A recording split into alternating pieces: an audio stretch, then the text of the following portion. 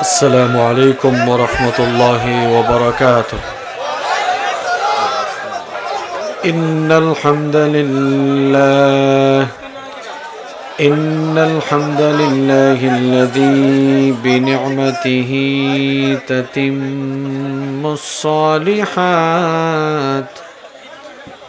الذي علم القرآن، خلق الإنسان وكرم وعلمه من البيان ما لم يعلم.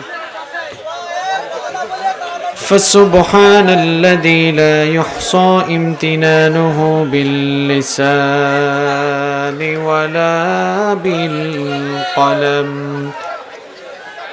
نستغفره ونتوب إليه، ونشهد أن لا إله إلا الله وحده لا شريك له، ونشهد أن سيدنا وسندنا وحبيبنا وطبيب أرواحنا محمدا عبد الله ورسوله، أرسله بالحق بشيرا ونذيرا وداعيا إلى الله بإذنه وسراجا وقمرا منيرا. أما بعد، فقد قال الله تعالى في كلامه المجيد وفي فرقانه الحميد: أعوذ بالله من الشيطان الرجيم. بسم الله الرحمن الرحيم. إن الله وملائكته يصلون على النبي يا أيها الذين آمنوا صلوا عليه وسلموا تسليما. সবাই মহব্বতের সাথে পড়েন: اللهم صل على محمد وعلى محمد كما صليت على إبراهيم وعلى آل إبراهيم إنك حميد مجيد.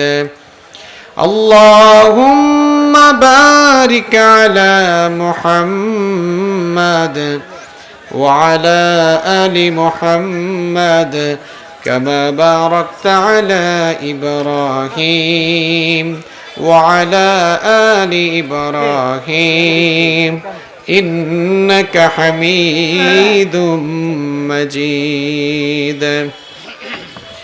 ربي زدني علما، ربي زدني علما. رب اشرح لي صدري ويسر لي أمري واحلل عقدة من لساني يفقه قولي. سبحانك لا علم لنا إلا ما علمتنا إنك أنت العليم الحكيم. صدق الله العظيم. সুন্নাত নয় শুধু দাওয়াতের মেহমান, সুন্নাত নয় শুধু খাওয়া শেষে মধুপান, সুন্নাত নয় শুধু দাওয়াতের মেহমান, সুন্নাত নয় শুধু খাওয়া শেষে মধুপান, আরো কিছু সুন্নাত আছে তুমি জানো কি, জানলেও জীবনে কখনো তা মানো কি। আরো কিছু সুন্নাত আছে তুমি জানো কি, জানলেও জীবনে কখনো তা মানো কি। সুন্নাত শুধু নয় মাজলুম সহায়ক, সুন্নাত ওহুদের জালিমের প্রতিরোধ, সুন্নাত শুধু নয় মেষ চড়াতে যাওয়া, আর সুন্নাত হলো রাষ্ট্রনায়ক হওয়া। সুন্নাত শুধু নয় নির্জন ধ্যানে থাকা, আর সুন্নাত হলো পাথরের আঘাত খাওয়া। সুন্নাত শুধু নয় লাওয়ার কদু খাওয়া, আর সুন্নাত হলো অন্যায় বাধা দেওয়া। মোহাব্বতে তার সুদিনের সাথী তুমি, দুর্দিনেও তার পাশে থাকো কি। আরো কিছু সুন্নাত আছে তুমি জানো কি, জানলেও জীবনে কখনো তা মানো কি। আরো কিছু সুন্নাত আছে তুমি জানো কি, জানলেও জীবনে কখনো তা মানো কি। সুন্নাত কোরআনের সমাজ বিনির্মাণে, বৈর সকল পথ মারিয়ে চলা। সুন্নাত দাওয়াতের দিনের পাশাপাশি, ইসলাম রক্ষায় হাতে তলোয়ার তোলা। সুন্নাত শুধু নয় নমনীয় আলাপন, সুন্নাত প্রয়োজনে হুঙ্কার গর্জন। সুন্নাত শুধু নয় মেষ চড়াতে যাওয়া, আর সুন্নাত হলো রাষ্ট্রনায়ক হওয়া। মোহাব্বতে তার খালিদ মোরালি, আবু বকরের মতো পাশে থাকো কি। আরো কিছু সুন্নাত আছে তুমি জানো কি, জানলেও জীবনে কখনো তা মানো কি। আরো কিছু সুন্নাত আছে তুমি জানো কি, জানলেও জীবনে কখনো তা মানো কি। সুন্নাত শুধু নয় দাওয়াতের মেহমান, সুন্নাত নয় শুধু খাওয়া শেষে মধুপান। আরো কিছু সুন্নাত আছে তুমি জানো কি, জানলেও জীবনে কখনো তা মানো কি। আরো কিছু সুন্নাত আছে তুমি জানো কি, জানলেও জীবনে কখনো তা মানো কি। বাংলাদেশের অত্যন্ত সুপরিচিত ঐতিহ্যবাহী যশোর জেলার কেশবপুর উপজেলার গড়ভাঙ্গা সংলগ্নে মাদারডাঙ্গা পশ্চিমপাড়া খৈতলা যুব সমাজের উদ্যোগে আয়োজিত আজকের এই ঐতিহাসিক তাফসীরুল কোরআন মাহফিলের মুহতারাম স্বনামধন্য সুযোগ্য সভাপতি, ঐতিহ্যবাহী দ্বীনী বিদ্যাপীঠ গড়ভাঙ্গা ইসলামিয়া দাখিল মাদ্রাসার সম্মানিত শিক্ষক জনাব মোহাম্মদ শফিকুল ইসলাম সাহেব, আতালাল্লাহু উমরাহু ওয়া বারাকাল্লাহু ফি হায়াতিহি। আমরা সবাই বলি আমিন। মাহফিলে আমার আগে কোরআন এবং সুন্নাহ থেকে অত্যন্ত জ্ঞানগর্ভ এবং তথ্যবহুল আলোচনা পেশ করেছেন বিশিষ্ট আলেমে দ্বীন, বিশিষ্ট ইসলামী চিন্তাবিদ ও গবেষক, আপনাদের সকলের অত্যন্ত প্রিয় মানুষ হযরত মাওলানা রবিউল ইসলাম সাহেব। আল্লাহ তাআলা তার এই গোলামকে ইসলামের জন্য, কোরআনের জন্য, কোরআনের একজন খাদেম হিসেবে কবুল করুন। আমরা বলি আমিন। মাহফিলে উপস্থিত সম্মানিত উলামায়ে কেরাম, উপস্থিত বিভিন্ন রাজনৈতিক দলের সম্মানিত নেতৃবৃন্দ, সামাজিক নেতৃবৃন্দ, আমার সামনে বসা অত্র এলাকার পার্শ্ববর্তী এবং দূর দূরান্ত থেকে আগত আল্লাহর দ্বীন প্রেমী, কোরআন প্রেমী, সর্বস্তরের তাওহীদি জনতা, যুগে যুগে আল্লাহর জমিনে আল্লাহর দ্বীনকে প্রতিষ্ঠার জন্য যারা সবচাইতে বেশি অগ্রণী ভূমিকা পালন করেছেন, আমার প্রাণপ্রিয় যুবক এবং তরুণ ভাইয়েরা, স্কুল, কলেজ, ইউনিভার্সিটি এবং বিভিন্ন মাদ্রাসা পড়ুয়া আমার প্রাণপ্রিয় মেধাবী ছাত্র ভাইয়েরা, মহিলা প্যান্ডেল থেকে এবং ঘরে বসে যারা শুনছেন, আমার শ্রদ্ধেয়া সম্মানিতা মা এবং বোনেরা, উপস্থিত মিডিয়ার প্রিয় কর্মী ভাইয়েরা, প্রাণপ্রিয় কেশবপুর তথা যশোরবাসী, আপনারা সবাই কেমন আছেন? আলহামদুলিল্লাহ, আমিও আল্লাহর রহমতে ভালো আছি। আপনারা কি কথা ক্লিয়ারলি শুনতে পাচ্ছেন?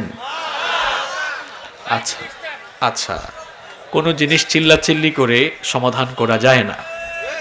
আপনাদের কথা আমি এখন শুনেছি যে মাইক প্রবলেম থাকায় আপনারা পেছনে শুনতে পাচ্ছেন না। তো এটার সমাধানের জন্য চিল্লাচিল্লি করলে হবে না।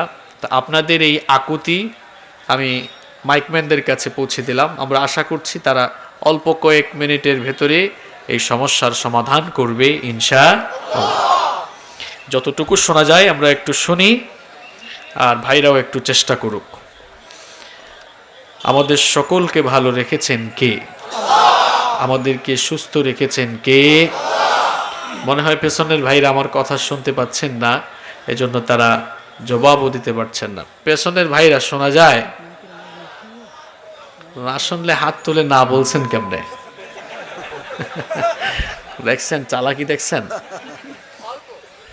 অল্প অল্প হলে তো শুনছে, বলতে পারতো হুজুর শুনতেছি কিন্তু কম শুনতেছি, কিন্তু একেবারে অস্বীকার করে ফেলছে না।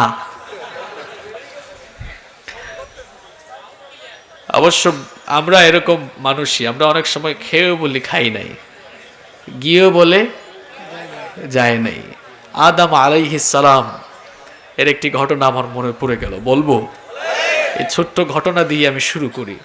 আল্লাহ তাআলা সাইয়্যিদিনা আদম আলাইহিস সালামকে তার নিজের কুদরতি হাতে বানালেন। আদম আলাইহিস সালামকে আল্লাহ তাআলা সৃষ্টি করার পর আদম আলাইহিস সালামকে আল্লাহ তাআলা বললেন, উমরুকা আলফা সানাহ, আদম আমি তোমাকে 1000 বছর হায়াত দিয়েছি। সবাই বলেন কত বছর? আদম আলাইহিস সালামকে আল্লাহ তাআলা বললেন, আদম আমি তোমার সামনে তোমার সকল সন্তানদের রূহকে একত্রিত করে একটি রূহ সভা করতে চাই। কি সভা? এখন জনসভা হয় না, জনসভা হয় জনগণ দিয়ে, আর রূহ সভা হয় রূহ দিয়ে। আদম আলাইহিস সালাম বললেন, হোয়াট ইজ রূহ সভা? রূহ সভা আবার কি? আল্লাহ তাআলা বললেন, কিয়ামত পর্যন্ত পৃথিবীতে তোমার যত সন্তানাদি আসবে, সেই অনাগত সকল সন্তানদের রূহগুলোকে তোমার সামনে হাজির করে আমি একটি রূহ সভা করতে চাই। আল্লাহু আকবার। আদম আলাইহিস সালাম বললেন, এটা তো খুব খুশির বিষয়। এবার রূহ সভা শুরু হলো, সকল রূহদেরকে আল্লাহ তাআলা একত্রিত করলেন। সেখানে কি আমরা ছিলাম না?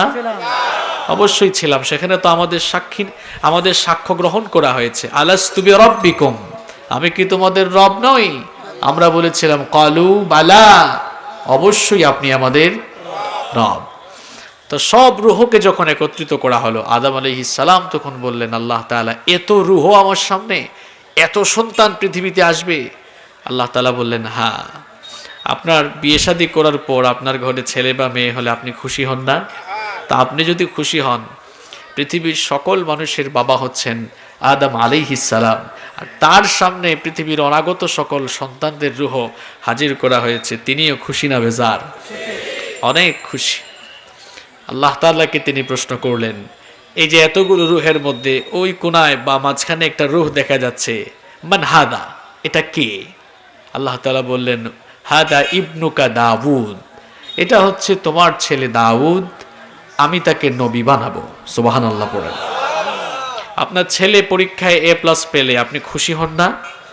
ছেলে মেয়েদের সফলতায় বাবা মা খুশি হন। তো আদম আলাইহিস সালাম হচ্ছেন পৃথিবীর সকল মানুষের বাবা। আদম আলাইহিস সালামকে যখন আল্লাহ তাআলা বললেন, এটা তোমার ছেলে দাউদ, সে নবী হবে, তিনিও খুশি না বেজার? আল্লাহ তাআলাকে তিনি বললেন, এটা তো খুব খুশির বিষয়, আমার এই ফুটফুটে সুন্দর ছেলেটাকে তুমি নবীও বানাবা। আল্লাহ তাআলাকে জিজ্ঞেস করলেন, আপনি তো আমাকে 1000 বছর হায়াত দিয়েছেন, কিন্তু আমার ছেলে দাউদকে আপনি কত বছর হায়াত দিয়েছেন? আল্লাহ তাআলা বললেন, সিত্তুনা সানা, 60 বছর দিয়েছে। কত বছর? আদম আলাইহিস সালাম তখন বললেন, আমার এত সুন্দর ফুটফুটে ছেলেকে আপনি মাত্র 60 বছর হায়াত দিয়েছেন। আল্লাহ তাআলা, আপনি তো চাইলে একটু বাড়াইয়া দিতে পারতেন, আমাকে তো 1000 বছর হায়াত দিয়েছেন। আপনার কাছে আবেদন করছি, আমার এই 1000 বছর হায়াত থেকে 40 বছর বয়স কেটে 40 বছর মাইনাস করে দিয়ে আমার ছেলে দাউদকে 40 বছর দিয়ে দেন। তো ছেলের জন্য বাবার আবেদন কবুল করলেন কে? আদম আলাইহিস সালামের 1000 বছর হায়াত থেকে 40 বছর কমানো হলো, থাকলো কত? 960। আর দাউদ আলাইহিস সালামের হায়াত ছিল 60 বছর, 40 যুগ হলে কত হয়? আদম আলাইহিস সালামকে আল্লাহ তাআলা পৃথিবীতে পাঠালেন। 960 বছর যখন শেষ হয়ে গেল, তখন মালাকুল মাউত, মালাকুল মাউত কি না, আজরাইল, এই নামটি কোরআন হাদিসের কোথাও নেই। শোনেন, আমাকে বলতে দেন বাবা।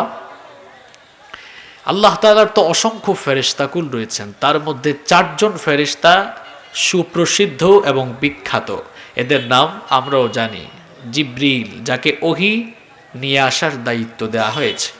নাম্বার 2, মিকাইল, যাকে বৃষ্টি বন্টনের দায়িত্ব দেওয়া হয়েছে। নাম্বার 3, ইসরাফিল, যাকে সিংগায় ফুৎকারের দায়িত্ব দেয়া হয়েছে। আর নাম্বার 4 হচ্ছে, আপনারা বলে ফেলবেন এখন আজরাইল, নাম হচ্ছে মালাকুল।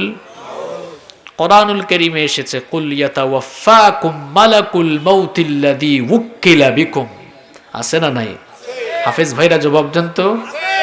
কোরআনুল কারীমের 30 পারার কোথাও আজরাইল শব্দটি নাই। হাদিসের অসংখ্য কিতাব রয়েছে, বুখারী, মুসলিম, সিহা সিত্তার গ্রন্থ এবং সিহা সিত্তার বাহিরে যত গ্রন্থাদি রয়েছে হাদিসের, কোথাও আজরাইল শব্দটি নেই। এখন আপনাদের প্রশ্ন হতে পারে, হুজুর, যুগ যুগ ধরে শুনে আসা এই শব্দটি তাহলে আমরা কোন জায়গা থেকে পেলাম? আমরা এটি ইসরাইলি রওয়ায়াত থেকে পেয়েছি। ইসরাইলি রওয়ায়াত কি? আল ইসরাইলিয়াত ওয়াল মাউদুআত নামে এই কিতাবটি আরব দেশের বিভিন্ন বিশ্ববিদ্যালয়ে পড়ানো হয়। এটা আমাদেরকেও বিশ্ববিদ্যালয়ে পড়ানো হয়েছে। তো ইসরাইলি বর্ণনা হচ্ছে ইহুদি এবং খ্রিস্টানদের কাছ থেকে কিংবা তাদের ধর্মীয় গ্রন্থাদি থেকে যে বর্ণনা এসেছে সেগুলোকে বলা হয় ইসরাইলি রওয়ায়াত। ইসরাইলি রওয়ায়াতগুলো বর্ণনা করা যাবে যদি সেগুলো কোরআন হাদিসের সাথে সাংঘর্ষিক না হয়, কিন্তু ইসরাইলি বর্ণনা যদি কোরআন হাদিসের সাথে সাংঘর্ষিক বা কোরআন হাদিসের বিপরীত হয়ে যায়, সেগুলো পরিত্যাজ্য, সেগুলোকে গ্রহণ করা যাবে না। কোরআন এবং হাদিসের সকল জায়গায় মৃত্যু কার্যকরের দায়িত্ব যেই ফেরেশতাকে দেওয়া হয়েছে, সেই ফেরেশতার নাম দেওয়া হয়েছে মালাকুল মাউত। এই জন্য আমরাও এখন থেকে বলবো মালাকুল। আদম আলাইহিস সালামের 960 বছর যখন শেষ হয়ে গেল, মালাকুল মউত চলে আসলেন। আদম আলাইহিস সালামকে বললেন, রেডি হয়ে যান, আপনার তো টাইম ওভার, আপনার সময় শেষ হয়ে গিয়েছে। তিনি বললেন, টাইম শেষ মানে? আমার তো 1000 বছর হায়াত, আরো 40 বছর বাকি আছে। মালাকুল মউত বললেন, না, আপনার হায়াত শেষ। ওই যে আপনি আপনার ছেলে দাউদকে দিয়ে দিয়েছিলেন 40 বছর, এই জন্য 40 কমে গেছে। তিনি বলেন, না, আমি দেই নাই।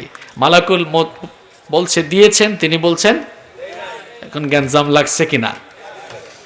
ফেরেশতা বলে দিয়ে ফেলছেন আর তিনি বলছেন না, দেই নাই। ঝগড়া শুরু। আল্লাহ তাআলা বললেন, মালাকুল মউত ফিরে আসো, আদমের সাথে ঝগড়া করে তুমি পারবা না, আরো 40 বছর দিয়ে দাও, কারণ তখন তো সাক্ষ্য রাখি নাই, 40 যে কমানো হয়েছে দিয়ে দাও।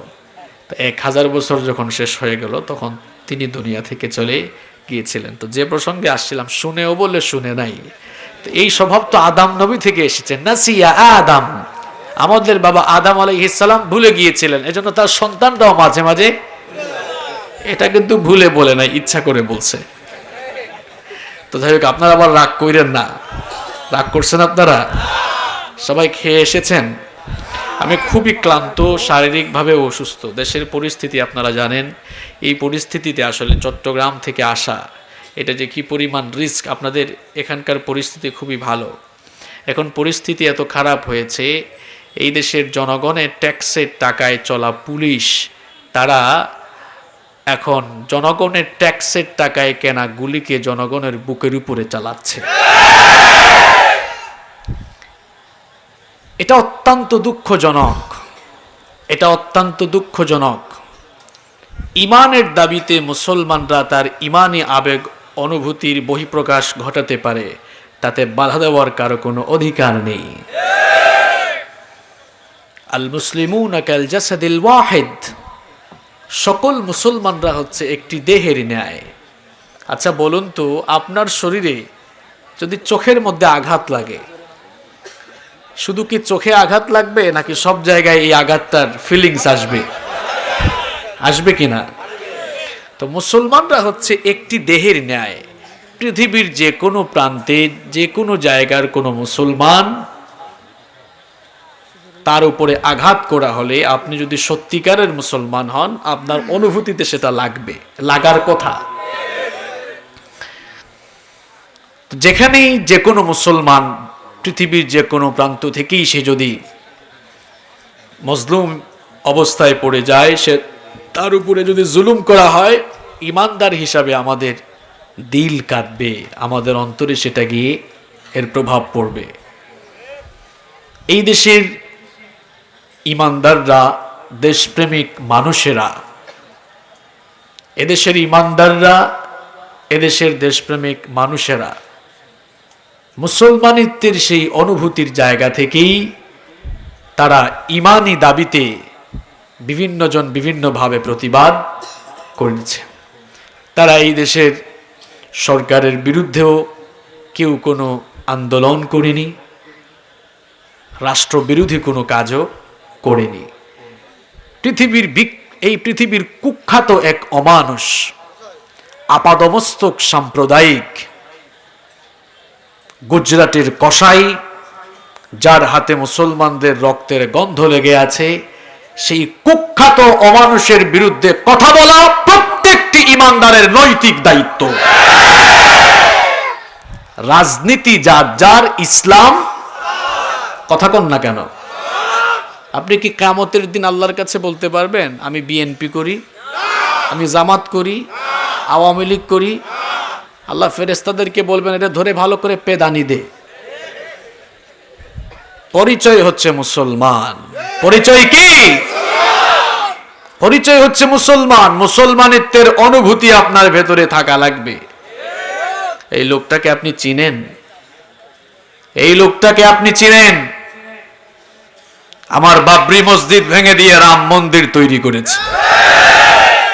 গুজরাটে বিভিন্ন সময় সাম্প্রদায়িক দাঙ্গা লাগিয়ে আমাদের মুসলমান ভাই বোনদেরকে নির্মমভাবে হত্যা করা হয়েছে। বিভিন্ন সময় মসজিদে আগুন দেওয়া হয়েছে। এই সকল অপকর্মের মূল খলনায়ক ছিল পৃথিবীর কুখ্যাত এই অমানুষ নরেন্দ্র মোদী। থামেন ভাই, বসেন, আমাকে কথা বলতে দেন, আগে কথা বলতে দেন, কথা বলতে দেন আগে। ভারতবর্ষের ইতিহাস আপনি জানেন? খালি যে ফালাফালি করেন। এই ভারতকে 800 বছর মুসলমানরা শাসন করেছে। কি ভুল বলছি নাকি? কত বছর? ভারতকে 800 বছর মুসলমানরা শাসন করেছে। এরপরে 200 বছর এসে ভারতীয় উপমহাদেশকে ইংরেজরা লুটপাট করেছে। এই যে এখন ভারত, পাকিস্তান, বাংলাদেশ, এখন 2021 সাল, কত সাল? 1947 সালের আগ পর্যন্ত ভারত, পাকিস্তান, বাংলাদেশ তখন এক ছিল। এক ছিল কিনা? এক ছিল। তো ব্রিটিশরা দ্বিজাতি তত্ত্বের ভিত্তিতে ভারত পাকিস্তান আলাদা করে দিল। 47 সালে ভারত পাকিস্তান ভাগ হলো। আর পাকিস্তানের এই জালেম গোষ্ঠী, আমরা ছিলাম পাকিস্তানের এক অংশ, তারাও ছিল আরেক অংশ। আমাদের উপরে এত জুলুম করেছে এই জানোয়ারগুলো, আমরাও আন্দোলন করে, সংগ্রাম করে, রক্ত দিয়ে এই দেশের স্বাধীনতা আমরা কিনেছি, ঠিক কিনা? 71 সালে আমার এই দেশ স্বাধীন হয়েছে। আল্লাহ আমার এই দেশের স্বাধীনতার জন্য যারা জীবন দিয়েছে, তুমি তাদের সকলের কবরকে জান্নাতুল ফেরদাউস বানিয়ে দাও। এই হচ্ছে বিভক্তির ইতিহাস। কিন্তু ভারতকে 800 বছর শাসন করেছে মুসলমানরা। এরপরে 200 বছর ভারতকে লুটপাট করেছে ইংরেজরা। 1947 থেকে 2021 এই 73 বছর ধরে ভারতকে শাসন করছে হিন্দুরা। ইতিহাস কি করে পাল্টে গেল দেখেন। 800 বছর ভারতকে মুসলমানরা শাসন করেছে, কিন্তু কোনো মুসলমান শাসক কোনোদিন কোনো অমুসলিমের উপরে নির্যাতন করে নাই, কারো উপাসনালয়ে হামলা চালায় নাই, কোনো মন্দির পুড়ায় নাই। আচ্ছা বলেন তো, যদি করত, কমন সেন্স কি বলে? 800 বছরের শাসনের ইতিহাস, পৃথিবীতে এই ভারতীয় উপমহাদেশে কোনো অমুসলিম খুঁজে পাওয়া যেত? করে নাই বলেই তো এখনো কোটি কোটি আছে। তার মানে স্পষ্ট, মুসলমান শাসকরা কখনোই অমুসলিমদের উপরে নির্যাতন করে নাই। আর বিধর্মী অমুসলিমদেরকে নিয়ে ঠাট্টা উপহাস করা, তাদেরকে গালিগালাজ করা, তাদেরকে আঘাত করা, তাদের মন্দির বা উপাসনালয় পুরানো, এটা কোনো মুসলমানের কাজ নয়। যদি কেউ এটা করে, সে মানবতারও দুশ্মন, ইসলামেরও দুশ্মন। অন্য ধর্মের মানুষকে ভালোবাসতে হবে, আন্তরিকতা দেখাতে হবে, মানবতা বোধ দেখাতে হবে। কারো ধর্ম পালনে কাউকে গিয়ে বাধা দেওয়া যাবে? এটা হচ্ছে আমার ইসলামের সমহান শিক্ষা এবং দীক্ষা। ইসলামের এই সমহান শিক্ষা এবং দীক্ষায় দীক্ষিত হয়ে মুসলমান শাসকরা ইসলামী মূল্যবোধের ভিত্তিতে এই ভারতকে 800 বছর শাসন করেছেন বলে কখনো কোনো অমুসলিমের গায়ে হাত তুলেন নাই, নির্যাতন করেন নাই, নিপীড়ন করেন নাই, কোনো উপাসনালয়ে হামলা চালান নাই। এই হচ্ছে ভারতের 800 বছরের মুসলিম শাসনের ইতিহাস। এই ভারতের সুন্দর সুন্দর সকল স্থাপনা, কুতুব মিনার, শীষ মিনার, আগ্রার তাজমহল, লাল কেল্লা সহ ভারতের ইতিহাস, ঐতিহ্য আর সুন্দর সুন্দর সকল স্থাপনা সবকিছু মুসলমানদের হাতে করা। মুসলমানরা সব করলো, ফুলে ফুলে ভারতকে সাজালো। এরপরে ব্রিটিশ গুরু ভারতে 200 বছর এসে আধিপত্য বিস্তার করে ভারতকে লুটপাট করলো। 47 সালে ভাগ হয়ে যাওয়ার পর 47 থেকে 2021 এই 73 বছর ধরে ভারত শাসন করছে হিন্দুরা। 73 বছরের ক্ষুদ্র এই শাসন আমলে এরা ইতিহাসকে কলঙ্কিত করে ফেলেছে। এরা ইতিহাসকে কলঙ্কিত করে ফেলেছে, ইতিহাসকে পাল্টে দিয়েছে। যদি আমি বলতে চাই, ব্যাপারটা হলো এমন, যেই প্লেটে খেয়েছে ওই প্লেটটাই ছিদ্র করে ফেলেছে। নুন খেয়ে গুণ গাইতে পারে নাই এরা। তোমাদেরকে পুষলো কারা? তোমাদেরকে ভারতবর্ষে রাখলো কারা?